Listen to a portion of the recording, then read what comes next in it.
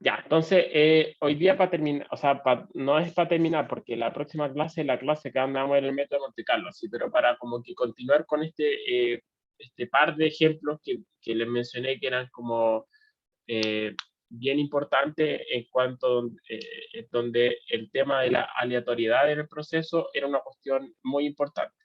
Entonces, habíamos visto la clase pasada todo esto que les comenté del camino del random walk, ¿cierto? Que era el caso de un curadito que empieza a dar pasos aleatorios. Estoy pensando en 2 dimensiones. Esto, por supuesto, se extiende a 3 dimensiones. Una cuestión que no mencioné, pero el random walk también se da en situaciones como en la naturaleza, donde, por ejemplo, si tengo una partícula de perfume, que yo hago así como con aprieto el spray de un perfume, eh, esta partícula es tan chiquitita que la gravedad afecta poco, ¿sí? Es tan liviana que afecta poco. Esa fuerza comparada con la fuerza que le hacen las partículas de aire alrededor de esta partícula de perfume. Entonces, a lo que se ve sometido, tengo esta partícula aquí suspendida en el aire y que empieza a verse simplemente porque el aire está a cierta temperatura, están vibrando las partículas de aire por tener a cierta temperatura ambiente, entonces empiezan a colisionar en distintas direcciones, entonces empieza a recibir choques aleatorios, empujoncitos por un lado para otro, para un lado para otro de manera aleatoria.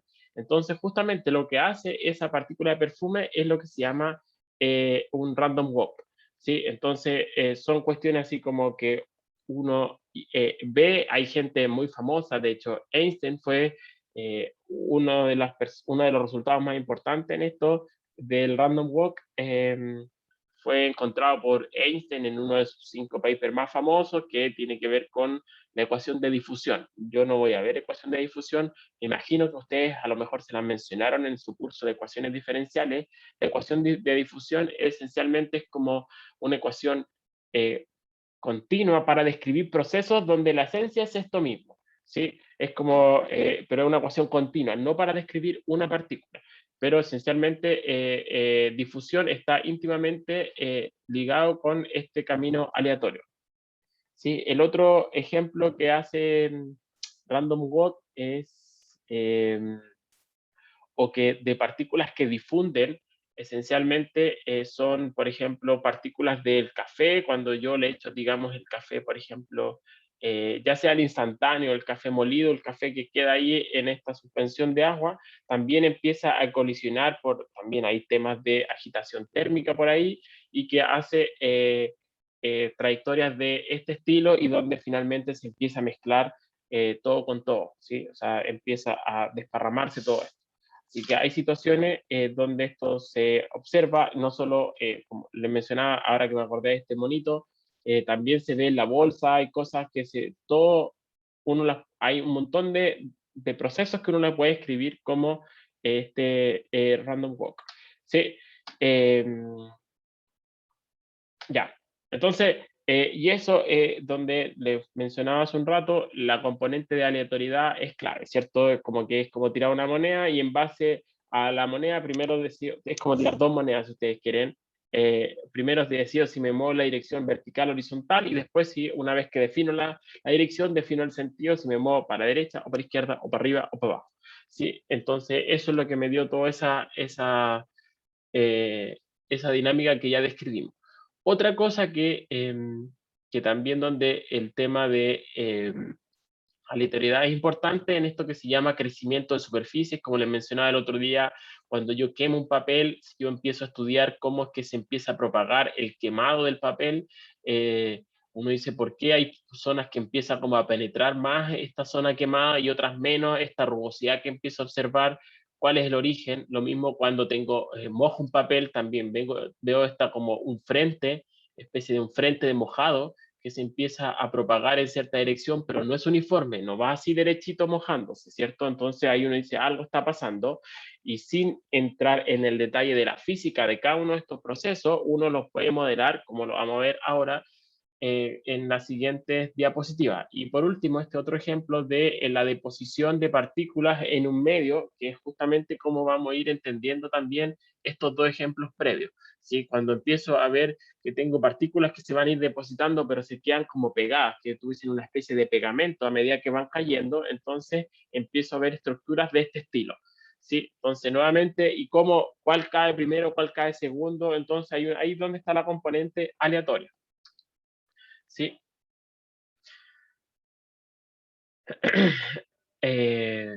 Ya, pues entonces, aquí es como se ve, por ejemplo, cómo se empiezan a, estos son, se me olvidó, quizás debía haberlo notado, son átomos de, son moléculas de, no me acuerdo qué sustancia es, que empieza a aglomerarse formando cierta estructura y también las estructuras que se forman son en base a este proceso aleatorio, que viene una de repente, como que se encontró con todo el choclón y se empieza a pegar y a formar y como que a crear esta superficie como irregular y aleatoria, y que si se dan cuenta que esta claramente es distinta de esta, son todas distintas, ¿cierto? Entonces ahí es donde está el proceso como aleatorio de esto.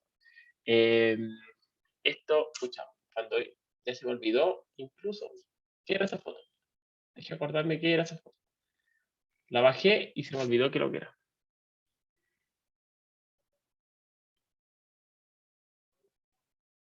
No me acuerdo qué lo que escribió. No me acuerdo. La bajé y se me olvidó, tenía que haberle puesto alguna leyenda. Ya, entonces, eh, sí parece un hongo, ¿cierto? Pero no me acuerdo, voy a chamullar, pero parece hongo. Pero nuevamente es como el crecimiento de superficies que presentan cierta irregularidad. Es lo que queremos describir entonces ahora, ¿ya?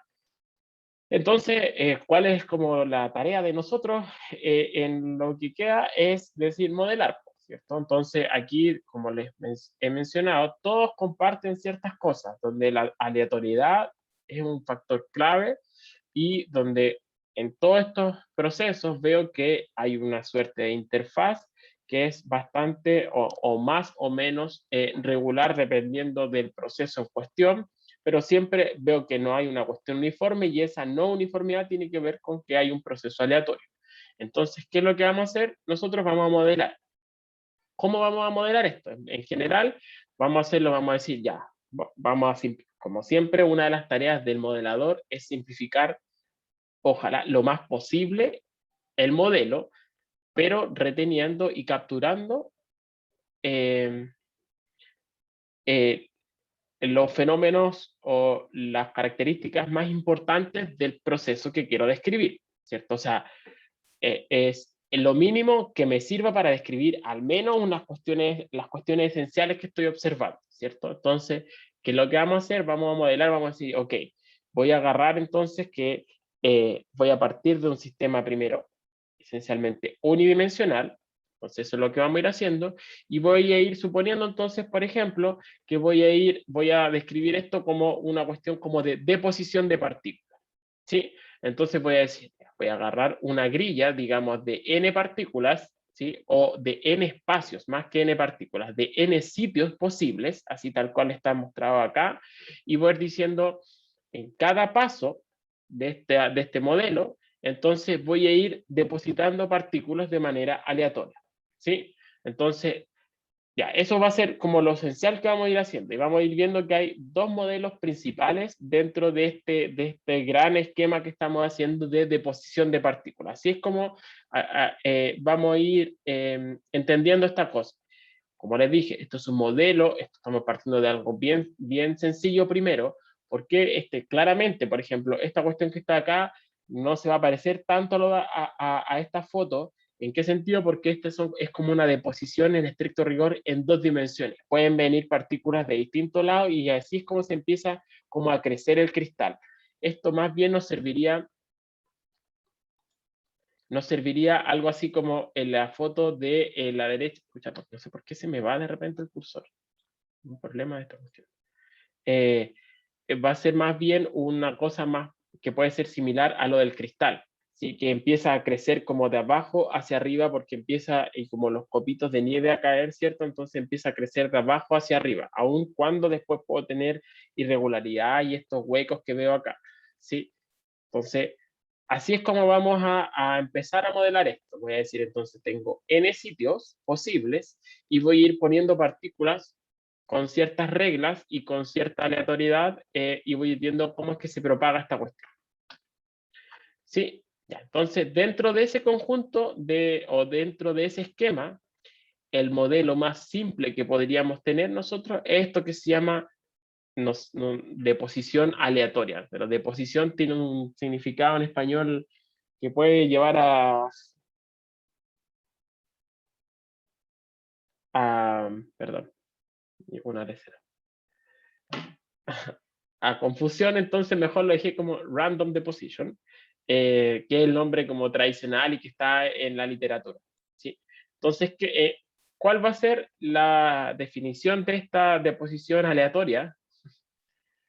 Sí, caca, sí, pues suena caca. Suena como caca de posición, ¿cierto? Entonces mejor digamos deposition. Ya, entonces, ¿cómo es que va a ser este proceso? Vamos a decir que digamos que estoy aquí, estos cuadraditos que están con línea sólida son mi condición en el paso de tiempo, no sé, n, ¿sí? Y quiero ver qué pasa después. Entonces, ¿cuál es la idea? Más que en el paso de tiempo n. Olvídense lo que acabo de decir. Supongamos que tengo esta mi configuración en un instante cualquiera, ¿sí? Esta que está acá. Entonces, ¿cuál es la regla que nos está diciendo esta deposición aleatoria? Es súper simple, es la más simple posible. ¿Usted qué me dice esto? Escoja uno de los, recuerden, tengo n sitios posibles, o sea, tengo como un arreglo de n espacios posibles, así en la horizontal. Entonces, lo primero que tengo que hacer es escoger uno de ellos de manera aleatoria. Entonces, tiro un número aleatorio entre 1 y n y escojo un sitio en particular. Digamos que caí en este sitio. Entonces, ¿qué me dice esto? Entonces, para cómo voy a poder depositar entonces la partícula que viene, entonces me dice simplemente déjela encima de la última que tenía. Así de simple. Entonces, si está por acá, o sea, si la última que tenía justamente era esa, entonces la que viene va a estar ubicada ahí encimita de esa. Así de simple. Entonces voy a ir progresivamente llenando todos los huecos, o sea, todos los sitios. ¿Sí? Si es que no tengo ningún vecino a los lados, pasa exactamente lo mismo. Entonces, si es que justamente cuando yo tiré el número aleatorio y me coincidió con esa columna, entonces me dice, pongo la partícula justo donde encimita de la que había. ¿Sí? O sea, aquí la interacción con los vecinos da lo mismo. Eso es lo que me está diciendo. Es completamente aleatoria en el sentido de que al pasar esta partícula, recuerden que lo que estamos modelando aquí es como cómo empiezan a caer partículas en este arreglo de sitios. ¿Sí? Entonces, me dice, si es que estoy modelando cómo cae esta, cuando se ve, pasa por al lado de ese cuadradito que está ahí, no le pasa nada. Eso es lo que me está diciendo este esquema de random deposition. ¿Sí? No pasa nada, simplemente la deposito en el último sitio. Es como jugar al Tetris, si ustedes quieren, llenando absolutamente todos los espacios posibles, siendo el mejor del mundo en el Tetris, ¿sí? Sin equivocarse en ningún lado. ¿Sí? ¿Se entiende? Entonces, ¿cómo es que se ve esta cuestión? Así es como se ve. Por ejemplo, si empiezo a modelar esto, aquí no sé por qué partió desde el cero, me mostró el cuadro, quizás lo hice... ya sé por qué. Ya, entonces, voy a partir de la condición inicial, es que aquí le debería haber puesto n igual 0, donde están todos los cuadraditos desocupados primero. Y empiezo a seleccionar. Entonces, ¿qué es lo que hace el algoritmo? Es súper fácil. Pues simplemente, como dije, tengo n, ya no me acuerdo cuánto lo hice, creo que es de 100%. Creo, ya ni me acuerdo de cuánto es. No los voy a contar, por supuesto, pero debe ser de 100%. Esto, entonces, selecciono una columna, entonces pongo una ahí. Después selecciono otra aleatoria, y así es como se ve, por ejemplo, el crecimiento de la superficie. Entonces, tal cual, de acuerdo a esta regla, fíjense que todos los espacios se van llenando. ¿Sí? Porque cuando paso por al lado de un vecino, no pasa nada. Simplemente todos se van a ir llenando. Fíjense otra cosa importante, que todos se van llenando, pero es claramente estoy viendo cierta irregularidad. Hay algunos que empiezan a escaparse, como si fueran caballitos de carrera, ¿cierto? Pero otros se quedan un poco más atrás. ¿cierto? Entonces, a medida que pasa el tiempo, veo cierta irregularidad en mi superficie, ¿sí?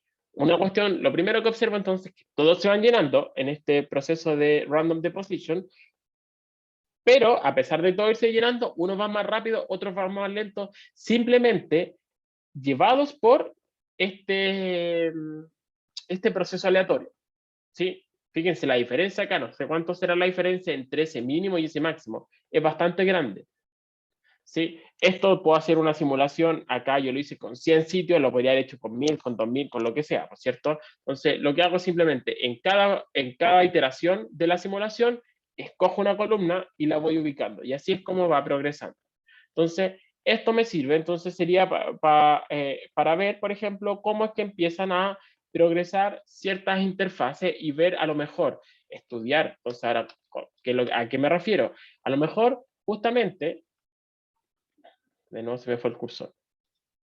Entonces, lo que podría hacer yo ahora es agarrar el modelo que le acabo de mostrar, este Random Deposition, y ver si es que el crecimiento de esta interfaz al ritmo que lo hace, a la tasa que lo hace y con la rugosidad característica que yo puedo medir, porque puedo agarrar una foto, puedo estudiar esta imagen y asociarle una rugosidad típica a esta cuestión. Ver si es que ese modelo de Random Deposition es un buen modelo para describir, por ejemplo, el quemado de esta hoja o no, o en este caso, el mojado de esa hoja.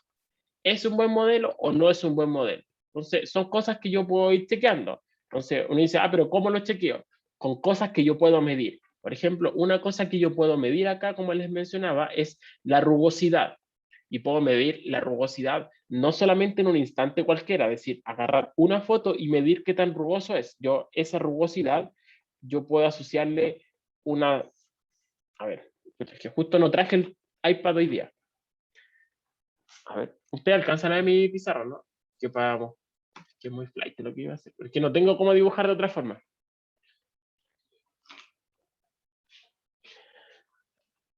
Voy a dejar de compartir. ¿Eh?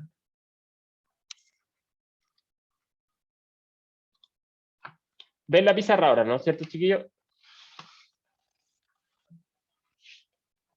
¿Sí o no? Que no... Ya. Entonces, ¿a qué me refiero? Sí, ahí voy. Aquí, si yo, por ejemplo, justamente tengo, este es el frente que tengo, voy a acercar un poquito más el computador. Ese es el frente que tengo. Entonces, a esto yo puedo decir, más o menos, el promedio de esta cuestión va a estar por acá. ¿Sí? Si yo me defino un sistema de referencia, por ejemplo, que aquí voy a medir la altura, por ejemplo, I, ahí está el 0. Entonces yo voy a tener un I promedio. O aquí lo voy a poner, no sé, I min. No lo alcanzaron a ver, lo escribí muy arriba. Voy a definir esa línea que va a ser un I min, ¿sí? Que va a ser el promedio de esa altura. ¿Sí? ¿Se ve o no se ve? Ahí se ve, ¿cierto? ¿Ustedes lo ven derecho o ven escrito al revés? Porque yo lo veo escrito al revés, pero me parece que la cámara de ustedes se las invierte, ¿no? Ya, lo ven derecho. Ya, bacán. Ya, entonces, uno ahí tiene un promedio. Pero también puedo ver que, fíjense que es, por ejemplo, este punto, ese punto que está acá, está a cierta distancia del promedio y está por arriba del promedio. Tengo otros puntos que están por acá, que están por abajo del promedio, ¿cierto? Entonces, una forma de decir, la verdad es que ese promedio ya está bien. En promedio, la interfaz está acá, pero tengo cierta rugosidad. Entonces, uno lo que puede hacer es definir lo que se llama la desviación estándar. Entonces, uno se define típicamente para una serie de puntos la desviación estándar que se define como ¿cómo era? Esto es i al cuadrado menos i al cuadrado, así, creo que es. No, al revés, es adentro y afuera. Sí. Así se define entonces la desviación estándar, es decir, calculo el promedio de los cuadrados menos el promedio, pero al cuadrado. Entonces, esencialmente, esto que está acá es una medida de las diferencias que tiene la señal, la interfaz, lo que sea, con respecto al promedio. Esencialmente eso es lo que hace uno cuando calcula, no sé, pues yo veo las notas de ustedes en un campus y me encuentro un promedio y una desviación estándar. Tiene que ver con que cuando yo pongo todas las notas en un gráfico, entonces siguen cierta gaussiana, entonces tengo el promedio, ahí sería el promedio de ustedes, de sus notas, el promedio de notas,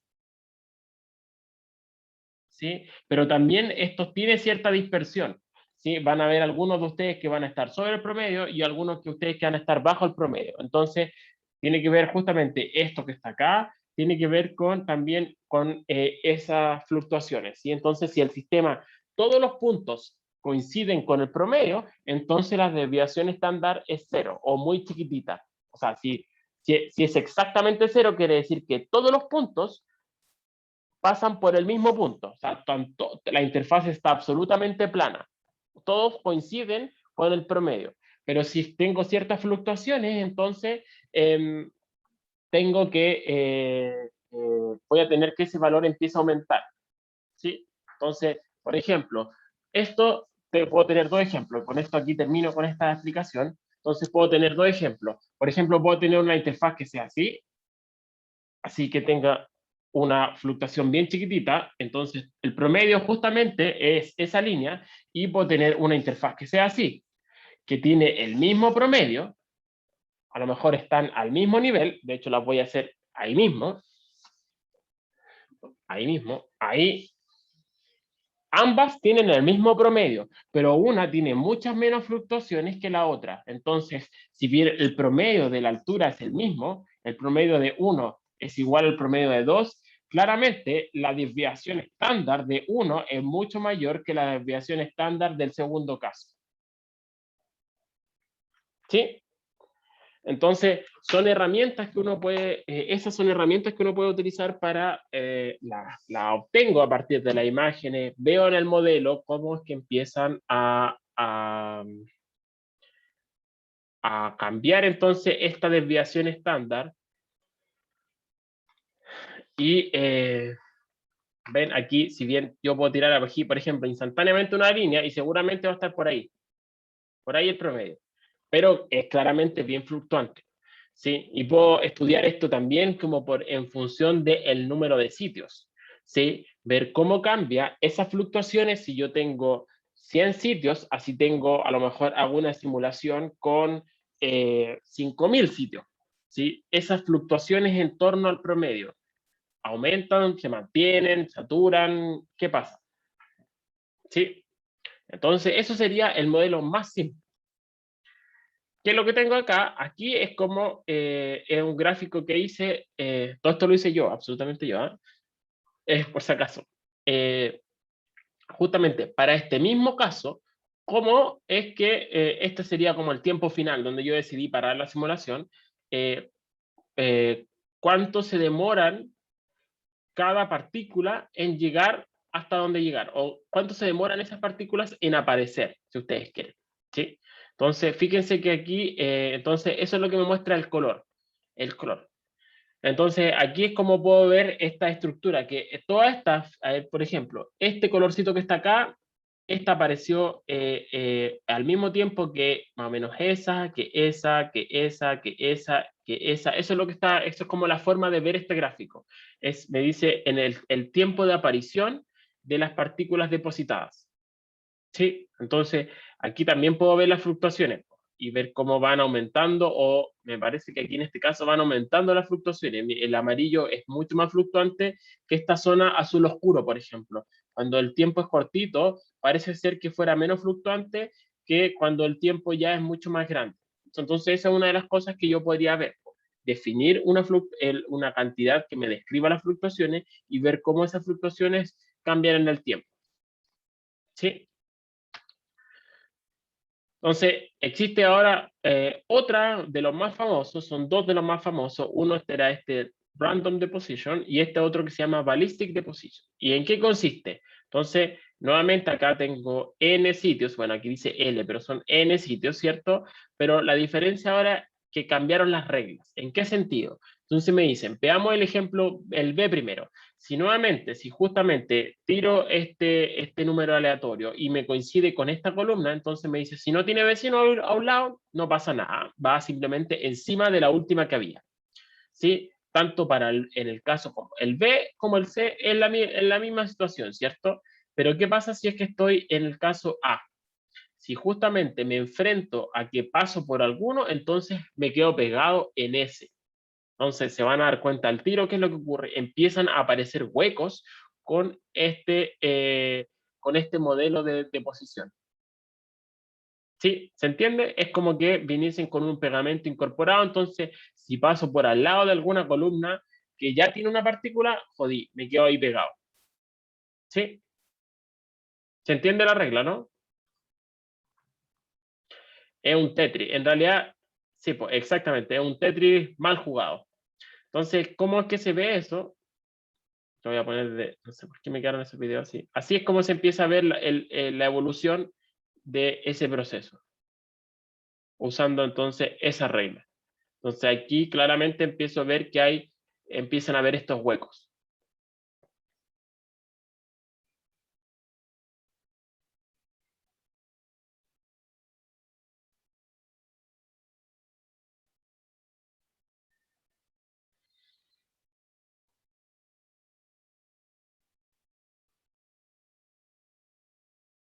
¿Sí? Entonces esto se ve mucho más claramente, sí parece un código QR, ¿verdad? Esto se parece mucho más a el caso que habíamos mostrado acá. ¿Se fijan? El caso de los cubitos aquí de hielo, en la tercera imagen, nuevamente se me perdió el cursor. Eh,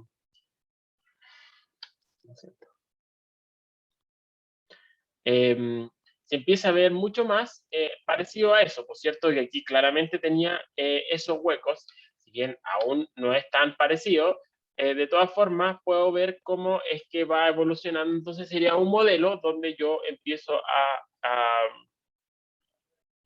a aproximarme, digamos, a situaciones cada vez más complejas, o puedo entender entonces cómo es que tengo que a lo mejor modificar, digo, ya mira, si es que arreglo si es que incorpora esta regla de que las partículas se queden pegadas cuando hay un vecino cercano, entonces empiezo a ver huecos. Entonces ahora puedo decir, ya, le di una vuelta de tuerca a esta cuestión y llegué a algo más parecido a esa tercera situación.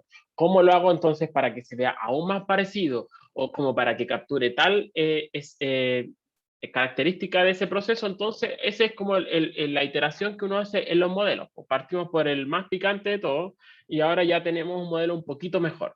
¿Sí? Entonces, veamos, así es como se ve ahora para este mismo caso, cómo es que se ven los tiempos como de llegada de las partículas como función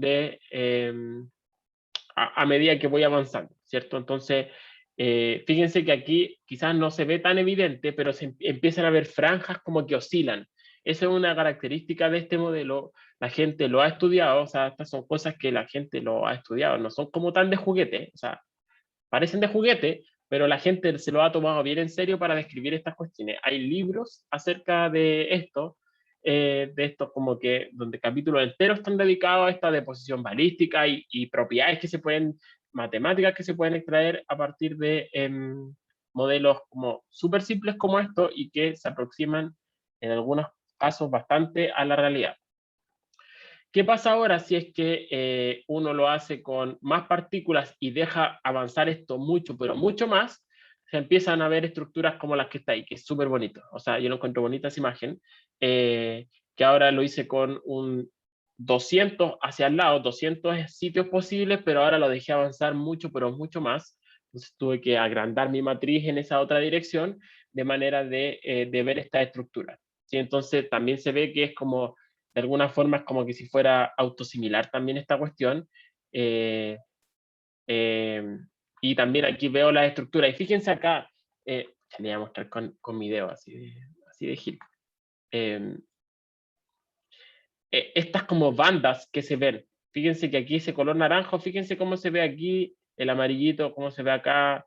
Se dan cuenta, ¿no? Si yo alargo esto, pero ahí es que hacer una simulación un poco más larga, tampoco que se demora mucho, pero hacer en vez de 200 sitios, le pongo a, no sé, pues, 1000 sitios, 2000 sitios para el lado y lo dejo avanzar mucho, entonces puedo ver cómo se ven esas franjas que empiezan como que a oscilar, ¿sí?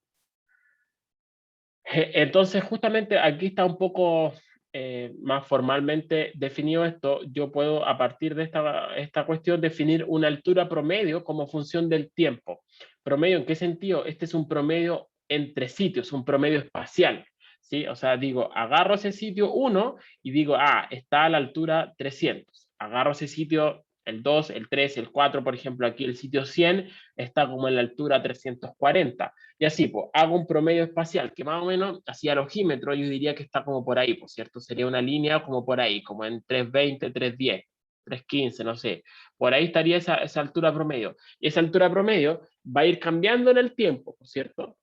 Ya, pues entonces yo puedo estudiar cómo cambia esa altura promedio y digo ya, esa altura promedio, ¿qué dirían ustedes? ¿Cambia linealmente en el tiempo? Si ahora grafico H promedio versus tiempo. ¿Qué ley dirían ustedes que sigue? ¿Sigue una ley lineal? ¿Sigue una ley estilo ley de potencia? ¿Una cuestión exponencial? ¿Cómo va cambiando eso? ¿Alguien adivinaría o no? ¿Qué tipo de ley dirían ustedes que sigue? Recuerden que este tipo de proceso no va a ser una ley tan complicada, porque son como cuestiones bien universales. Así que o es lineal, o es exponencial, o logarítmica, o ley de potencia. ¿Alguien adivina cuál es o no? Muy bien, Diego. No, logarítmica es muy raro que haya, las leyes logarítmicas existen, pero son raras en la naturaleza, ¿verdad? O sea, existen, son más presentes que funciones raras, pero leyes que sigan un comportamiento logarítmico no son muchas, en verdad. ¿Sí? La verdad es que es ley de potencia. Uno normalmente esto crece con algún exponente, ¿sí? Entonces lo que la gente hace dice, esta altura promedio como función del tiempo va como t a la beta y la gente mide el beta y el ballistic deposition tiene un beta asociado, el random deposition tiene otro beta asociado y así entonces uno puede comparar los exponentes de crecimiento de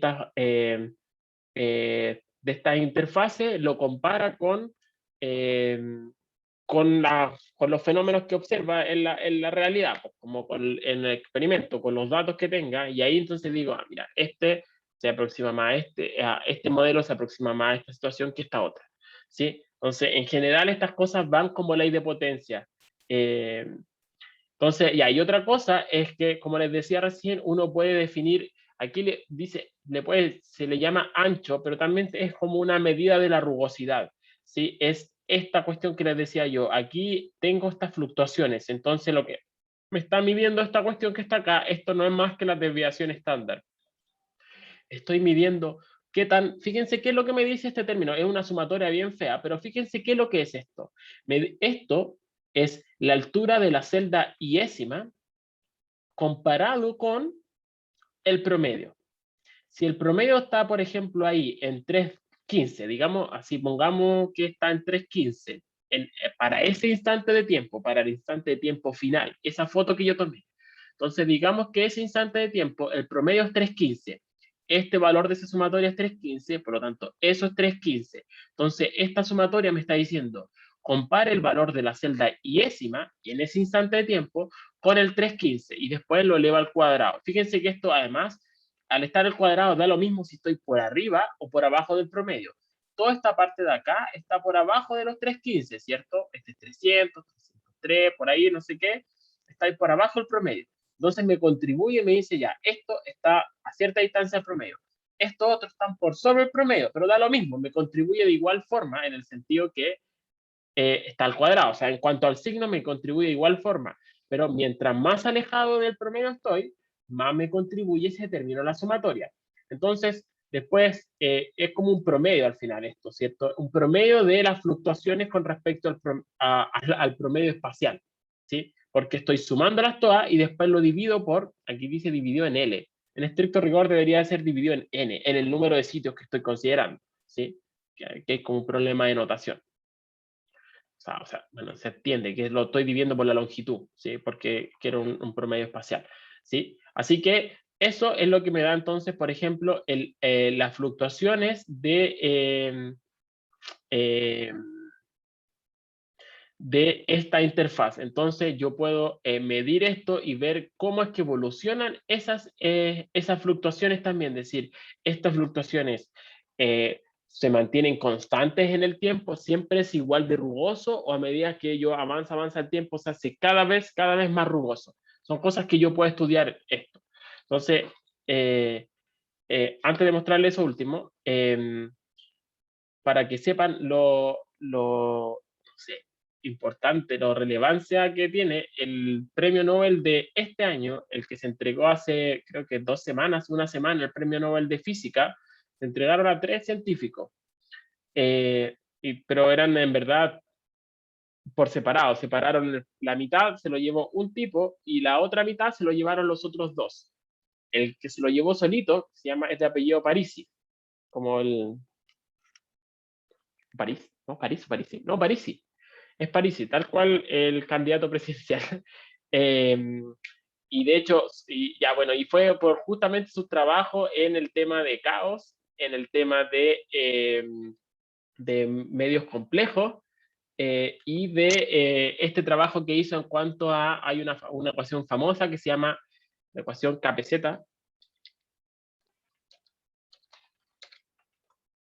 que describe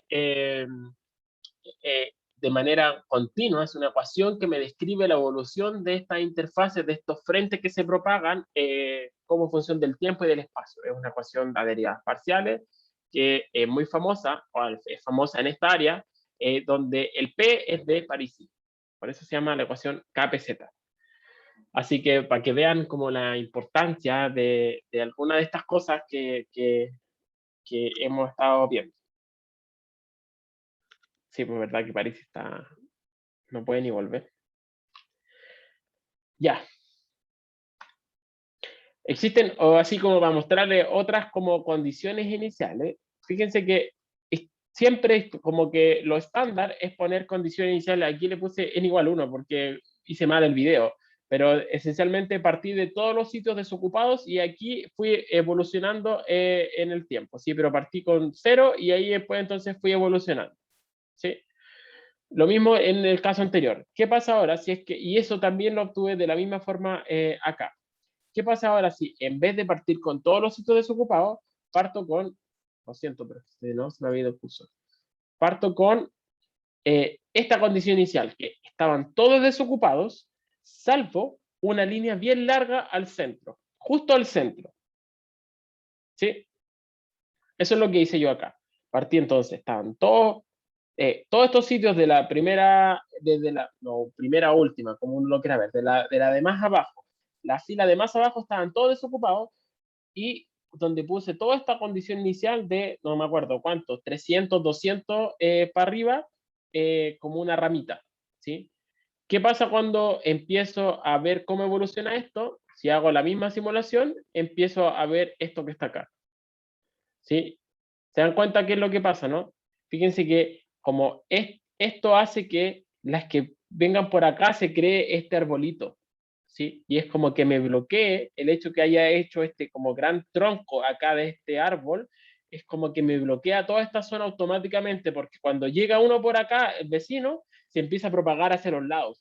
De hecho, este tipo de condiciones iniciales, distintas a la estándar, se usan para estudiar como la propagación de esta red, si ustedes quieren, en la horizontal. Para eso me sirve, porque veo cómo es que se empieza a propagar de a partir del centro, el hecho que como que separe, el que esté este tronco, esta condición inicial de, no me acuerdo cuántas les puse, 200 o 50, no sé cuántas les puse, no son tantas, 50 para arriba, entonces hace que me separe eso del resto, logrando que me puedo ver cómo es que evoluciona entonces esa, este como frente, pero ahora en la horizontal. Así es como se ve justamente esto con lo mismo caso de los colores representando el tiempo de llegada, así es como se ve. ¿Se dan cuenta que se ve bonito, no? Entonces, aquí puedo estudiar, por ejemplo, el ángulo que tengo a lo largo de esta dirección, por cierto. Ese ángulo, ¿de qué depende? Depende ¿de qué depende? De las reglas, es siempre el mismo. Puedo estudiar las fluctuaciones a lo largo de esta cuestión. Las fluctuaciones a lo largo de esta línea son las mismas que las fluctuaciones que yo podría obtener para el caso horizontal, por ejemplo. Siguen el mismo tipo de leyes o no. Ese tipo de cosas son cuestiones que yo puedo estudiar, por ejemplo, para entender como la propagación de este tipo de frente. Sí, ya, no sé, eso es lo que quería contar por hoy día. No sé si es que tienen alguna pregunta. Fue como, no sé si raro o no, pero fue un modelo distinto o una situación distinta que quería mostrarle, eh, donde, nuevamente, el caso del computador salta a la vista, donde me sirve para estudiar crecimiento de superficie, donde, de hecho, seguramente estoy pensando en pedirles algo como de este estilo, quizás en una futura tarea, donde ya está la definición acá, donde les pedirle, por ejemplo, que estudien cómo crecen o cómo cambian estas cantidades como función del tiempo. Sería algo como bien fácil ahora. Las reglas, de verdad, no me demoré mucho, chiquillo, en programar estas cuestiones. No tiene más ciencia que imponer que estas condiciones que están acá, pues si tengo un vecino, se queda pegado, si no, no se queda pegado. Es súper fácil como que incorporar esas reglas. eh, es un ciclo nomás que hay que hacer, así que es bien fácil y que entonces ustedes puedan ocupar herramientas de como que análisis como promedios, desviación estándar, ese tipo de cosas. Esto no es más que una desviación estándar y después puede ir a lo mejor que hagan un ajuste y me encuentren el exponente. Son cosas que pueden hacer donde empiezan a ocupar también pues, las herramientas que vimos al comienzo. ¿Sí? ¿Alguna pregunta, comentario, no sé?